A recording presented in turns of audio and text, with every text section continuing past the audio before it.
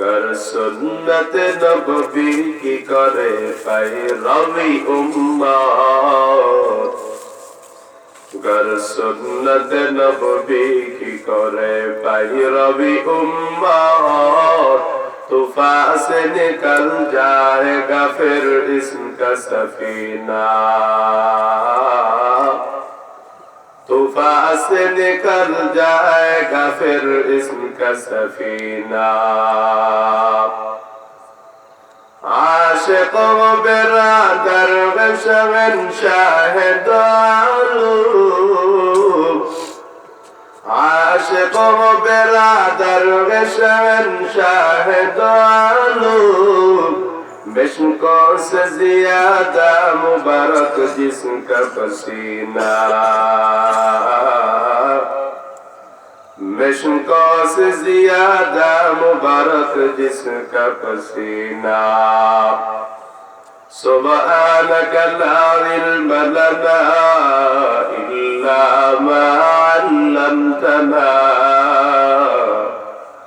इन्नका अंतल अलीमुल हकीम।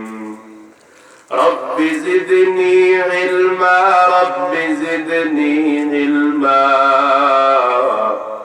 Rabbi इश्रह ली सदरी व यस्सिर ली अमरी, वहलुल उक़दतम मिन लिसानी यफ़क़हू क़ौली। आमन्तु बिल्लाह सदाक़ल्लाह। उत्तर बाजार गोना हज़रत आयशा सिद्दीक़ा রাদিয়াল্লাহু আনহা মহিলা হাফেজি মাদ্রাসার উদ্যোগে আয়োজিত একদিন ব্যাপী দ্বিতীয় বার্ষিক ওয়াজ মাহফিল আজ 18 ফেব্রুয়ারি 2024 ইংরেজি অধ্যকারে মহতি মাহফিলে উপস্থিত মুআজ্জাজ মুকাররম জাতির রাহবার হযরত উলামায়ে কেরাম, আইম্মায়ে মাসাজিদ, মুআল্লিমুল মাদারিস, সম্মুখপানে সমাবেত আল্লাহ পাকের মহব্বতের বান্দারা, আমার দাড়ি পাকা বৃদ্ধ বাবারা, কলিজার যুবকরা, মাইকের আওয়াজ পর্দার অন্তরাল থেকে শুনতেছেন আমার পরম শ্রদ্ধেয় সম্মানিত মা বোনেরা, দয়াময় রব্বুল ইজ্জতের দরবারে লাখ কোটি শুকর ও সুজুদ যে রব্বে কায়নাত আমাদেরকে কোরআন সুন্নাহর ভিত্তিতে এমন একটি মজলিসে আসবার বসবার সুযোগ করে দিলেন, যে মজলিসে কোনো গুনাহ হয় না, যেই মজলিসে বসলে নিজের জীবনের ভুলগুলো নিজের আয়নায় নিজেই ধরা যায়, আমলের ব্যাটারি চার্জ হয়, তথা যে আমলের কথা আমি জানি এতদিন করতাম না, আবার শোনার কারণে নতুন করে আমল করার স্পৃহা জাগ্রত হয়। কোন বান্দার নাম জাহান্নামের খাতায় থাকে, তো এই মজলিসে আসার কারণে, তওবার কারণে আল্লাহ পাক নামটি কেটে জান্নাতীদের লিস্টভুক্ত করে দেন। সুবহানাল্লাহ। এমন একটি দামি মজলিস আল্লাহ পাক আমাকে আপনাকে আসবার বসবার সুযোগ করে দিলেন। নিয়ামতের শুকর আদায় করতে সকলে মিলে উচ্চ কণ্ঠে এক আওয়াজে কালিমাতুশ শুকর উচ্চারণ করি পড়ি আলহামদুলিল্লাহ। আলহামদুলিল্লাহ। কোটি দরুদ ও সালাম বিশ্ব মানবতার মুক্তির দূত, শান্তির বার্তাবাহক ও হেদায়েতের পরম দিশার উম্মতের কান্ডারি সাইয়্যিদুনা জনাবে মুহাম্মদুর রাসূলুল্লাহ সাল্লাল্লাহু আলাইহি ওয়াসাল্লামের উপর। সর্বোপরি যারা অক্লান্ত পরিশ্রম করে সুন্দর আয়োজন করেছেন, মাইক লাইট প্যান্ডেল দিয়া, টাকা পয়সা দিয়া, শ্রম দিয়া, বুদ্ধি দিয়া, সময় দিয়া, আপনারা যারা উপস্থিত হইয়া যে যেভাবে আজকের মাহফিলকে সাফল্যমণ্ডিত করার জন্য একটুখানি মেহনত করেছেন, আল্লাহ পাক প্রত্যেককে আর বিনিময়ে দুনিয়াতে শান্তি, পরকালে চিরমুক্তি, চির ফয়সালা করুন, মহাব্বতে পড়ি আমিন। মুহতারাম হাজিরিন, আমি আপনাদের সম্মুখে শেষে এত সময় মাগরিব থেকে নিয়ে পর্যন্ত আপনারা হযরত উলামায়ে কেরামের মুখ নিঃসৃত অমূল্য বাণী শুনতেছিলেন, সেগুলোর উপরে আমল করবেন। আল্লাহ পাক প্রত্যেককে তৌফিক দান করেন, সকলে পড়ি আমিন। শেষে আমি আপনাদের থেকে দোয়া নেওয়ার উদ্দেশ্যে হাজির হয়েছি। সংক্ষিপ্ত আলোচনার লক্ষ্যে একটি আয়াতে কারিমা পড়েছি। আল্লাহ পাক রব্বুল আলামিন বলেন, ইন্নাল্লাহা ইয়া'মুরুকুম, নিশ্চয় আল্লাহ তোমাদেরকে আদেশ দেন, আন তুআদ্দুল আমানাত, যেন তোমরা আমানতকে পৌঁছিয়ে দাও, ইলা আহলিহা, তার মালিকের নিকট, ওয়া ইযা হাকামতুম বাইনান নাস আন তাহকুমু বিল আদল, আর যখন তোমরা বিচার সালিশ মীমাংসা করবা তো ন্যায়সঙ্গতভাবে করবা। ইন্নাল্লাহা নি'মা ইয়াইযুকুম বি, আর এটা আল্লাহ তাআলার একটা চূড়ান্ত সিদ্ধান্ত। এটার দ্বারা আল্লাহ তোমাদেরকে নসিহত করতে চায়, ওয়াজ করতে চায়। হাদিসে নবী পাক বলেন প্রত্যেকটা মানুষ জিম্মাদার, দায়িত্বশীল।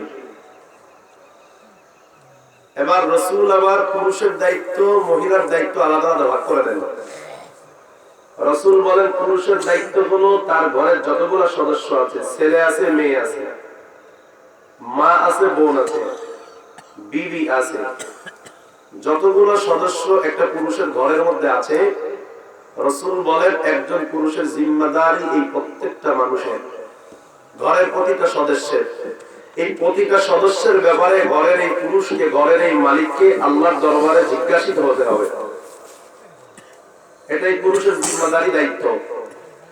রাসূল বলেন একটা মহিলার দায়িত্ব হলো তার স্বামীর বাড়ি হেফাজত করা, স্বামীর মাল সংরক্ষণ করা, স্বামীর অবর্তমানে স্বামীর ইজ্জত আবরুর হেফাজত করা, আর স্বামীর যে বাচ্চাগুলো আছে এই বাচ্চাগুলোর লালন পালন করা একটা মহিলার দায়িত্ব।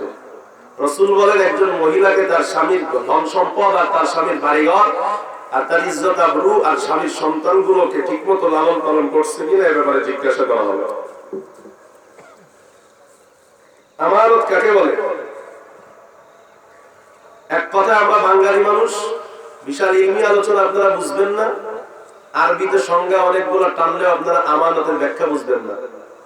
আপনাদেরকে সহজে আমানত কাকে বলে বোঝানোর জন্য আমি একটা সংজ্ঞা তৈরি করেছি। এক কথায় আপনারা বুঝে নেন, আমানত তাকেই বলা হয় যেই জিনিসের বা যেই মালের দখলদারিত্ব আমার, মালিকানা অন্যের। কথা ক্লিয়ার? যেটা দখলদারিত্ব কার? আমার, মালিকানা আরেকজনের। যেমন মনে করেন একটা জমি চাষ করতেছেন, আপনি বর্গা নিছেন, বা আপনাদের কি বলে জানি না, যাই হোক, এটার মালিক তো আপনি না, আপনি চাষাবাদের জন্য লিজ নিছেন। এটা ইচ্ছা করলে আপনি মরিচও লাগাইতে পারেন, পেঁয়াজও লাগাইতে পারেন, ধানও লাগাইতে পারেন, ইচ্ছা মতো ব্যবহার করতে পারতেছেন ঠিক, কিন্তু এটার মালিক কিন্তু আপনি না, অন্যজন। এটা তার কাছ থেকে আপনার নিকট আমানত। হাত আমার, ইচ্ছা করলে নাড়াইতে পারি, ইচ্ছা করলে মুঠ করতে পারি, ইচ্ছা করলে এদিকে লম্বা করতে পারি, সবই করতে পারি। পা আমার, সবই করতে পারি।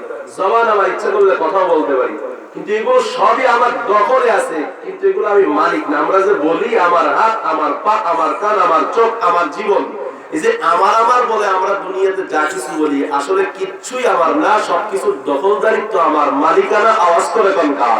আল্লাহ। একটা গাড়ি চালায় ড্রাইভারে, মালিকের মন মতো চালায় না ড্রাইভারের মন মতো চালায়? স্টিয়ারিং ঘোরায় আপনারা বুঝেন নাই, আপনারা মনে করছেন গাড়িটা যেমন চালায়। আমি আরো বুঝাই বলি, গাড়িটা মালিকের ড্রাইভারে চালায়। মালিক বলছে তুমি এখান থেকে ঢাকায় যাবা, ড্রাইভার যদি বলে এখান থেকে খুলনা যাবো, গাড়ি যাবে কোন দিক? মালিকের কথাই যেতে হবে ঢাকায়। ড্রাইভার যদি ঢাকায় না যায়, চাকরি নট। কথা ঠিক না বেটি? অন্যের সম্পদ নিজের মন মতো ব্যবহার করা যায় না। এই হলো আমার কথার ফলাফল। কথা বোঝা গেছে? আমানতের জিনিস দখলদারিত্ব আমার, মালিকানা অন্যের। অন্যের মালিকানার জিনিস নিজের মন মতো ব্যবহার করা যায় না, এই জিনিসটাই আমানত বলে। এজন্য আল্লাহ বলেন আমি তোমাদেরকে আদেশ করতেছি তোমরা তোমাদের আমানত গুলোকে, তোমাদের কাছে যত আমানত আছে তার মালিকের কাছে পৌঁছায় দেবা যথাযথভাবে। আমাদের নিকটে অনেক কিছু আমানত রয়েছে। আমানতের সবগুলো শাখা প্রশাখা নিয়ে আলোচনা করা সম্ভব নয়, এদের তাফসীর দীর্ঘ, অনেক বড়। আমি শুধু একটি আমানত, আল্লাহর পক্ষ থেকে একটি আমানত নিয়ে কিছু আলোচনা করতে চাই। অনেক আমানত, হাত আমাদের নিকট আমানত, পাও আমানত, জীবন আমানত, চোখ কান সব আমানত, বিবি তার স্বামীর কাছে আমানত, সন্তান তার মা বাবার কাছে আমানত, ছাত্রছাত্রী শিক্ষক শিক্ষিকার কাছে আমানত, জনগণ সরকারের কাছে আমানত। দুনিয়াতে বহুত আমানত আছে। আমি একটি আমানত নিয়ে আলোচনা করতে চাই, সেটা হচ্ছে রব্বে কায়নাত আমাদেরকে সন্তান নামক নিয়ামত দান করেছেন। এই সন্তানটা আমার আপনার নিকট আমানত। কার পক্ষ থেকে? আল্লাহ। আরো জোরে বলেন আল্লাহ। এই যে বলেন যে আমার ছেলে আমার মেয়ে, বলেন তো দেখি, এটাকে আপনার ছেলে আপনার মেয়ে, তাই বলে কি মালিক আপনি?